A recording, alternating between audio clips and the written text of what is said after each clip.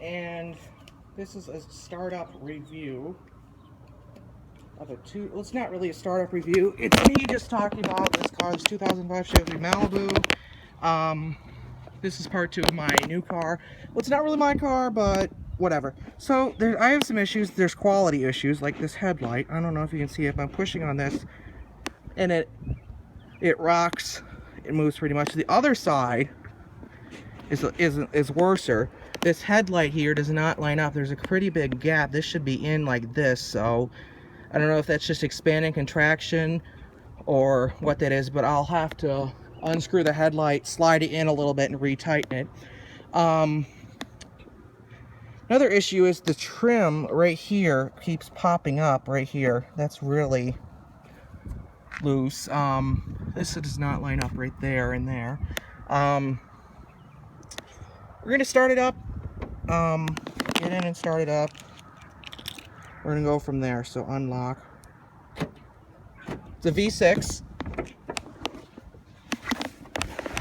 Will not be driving this in the video because that is dangerous. So how am I gonna position this? Okay, so the foot on the brake, and then you always want to start it with foot on the brake. Safety thing.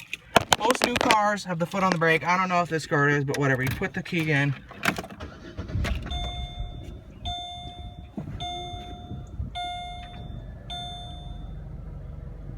Okay, so probably should turn off the AC. So right now it's in park. I don't know what this means, but the car is shaking quite a bit. I don't know what that means, but here's the mirror. The mirror over there is broken. So we're gonna try, see, here's this one. I don't know if the motor is messed up.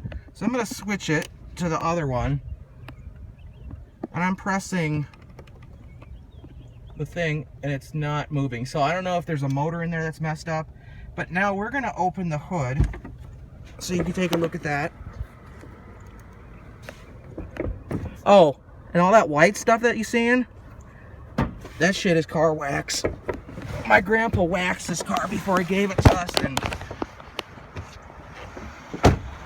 so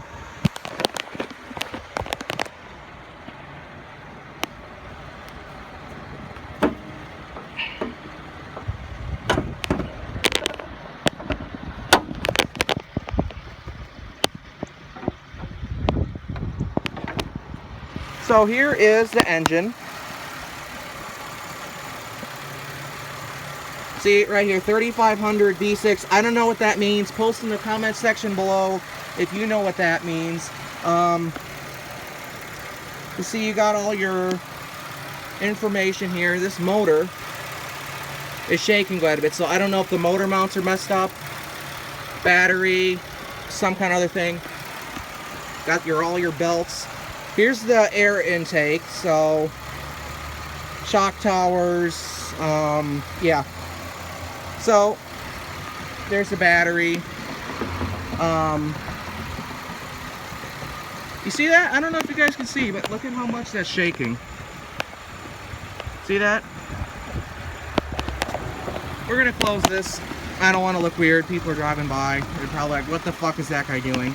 And it's a shitty Chevy. So if you watch my videos on the Crew, where I play the Crew Wild Run, I talk about how I don't like Chevys.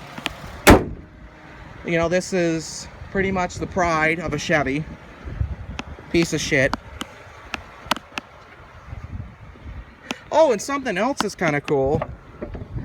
In the back here, it has these sunshade like things that go over. They're kind of stuck, so I'll have to, there's like they roll up and stuff, so I'll have to look into that. But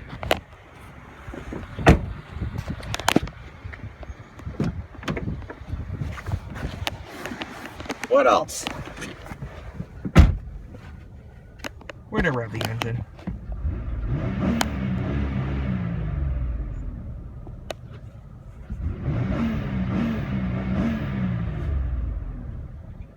Okay guys, well, I'll catch you in the next one. Thank you guys for watching. I'll see you later. Probably should roll up those windows. Beep, beep. something with beeping back there. It ain't no Mopar, but whatever, tough shit.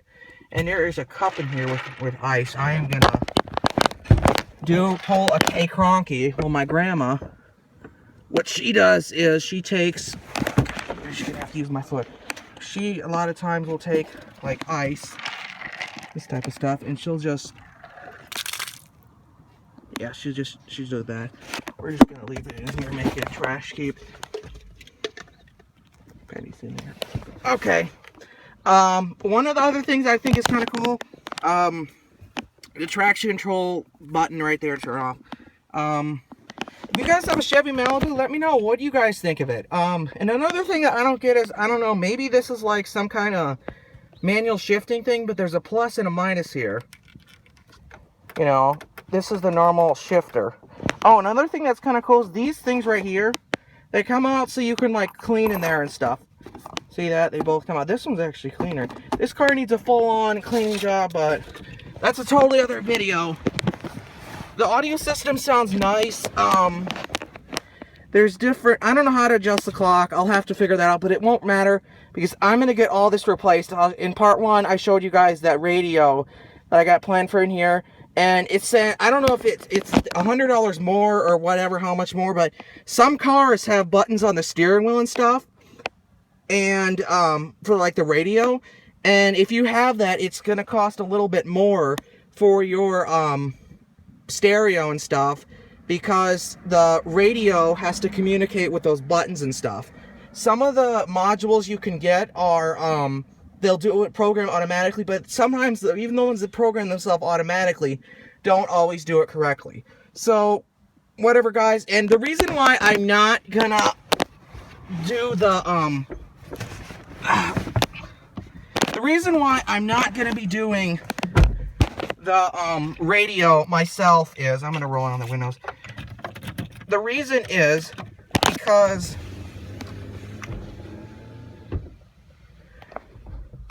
reason why I'm not going to do the radio myself is because when I go to resell this car, if I'm going to ever, the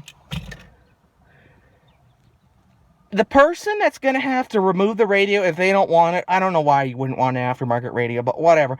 The person that is not, that's going to not want, the person that is going to have this car next, if we would ever go to sell it, they'd have to take all that stuff out, and it would be a pain in the butt, because I might put it in, and the wiring might not be the best. So, yeah. And also, another thing is, if you are going to if you're going to install an aftermarket radio into your car, I think you guys should buy it off of Amazon. I was going to buy mine off of Pioneer's website, and they said, basically, that they wanted me to fill out a bunch of others crap, and I'm like, why the hell do you want me to fill out this stuff? It's not required for an order. So I basically said no thanks, and I bought the same exact radio off Amazon, but first I went on Pioneer's website and used a size chart for it. And another thing is, if you are going to take off the radio, make sure you have the module, like I said, for the buttons on the steering wheel. And then you're also, to do it right, you're going to need this another, and depending upon the car you have, you might need an antenna adapter that lets, I don't know if you can see it, but there's a radio in the back there that uses that radio for, that antenna for, like the radio and stuff. And the reason why I urge you high amounts of caution, make sure you do this. It's very dangerous if you try taking this out and you have not disconnected the battery, because somehow this module in here is controlled with that's connected to the radio is also connected to the airbag. So you might accidentally be working and you have the airbag come and smack you in the face, and it's very expensive to get an airbag replaced in a car, because they have to take this out, and I don't know which one it's more expensive for, but whatever.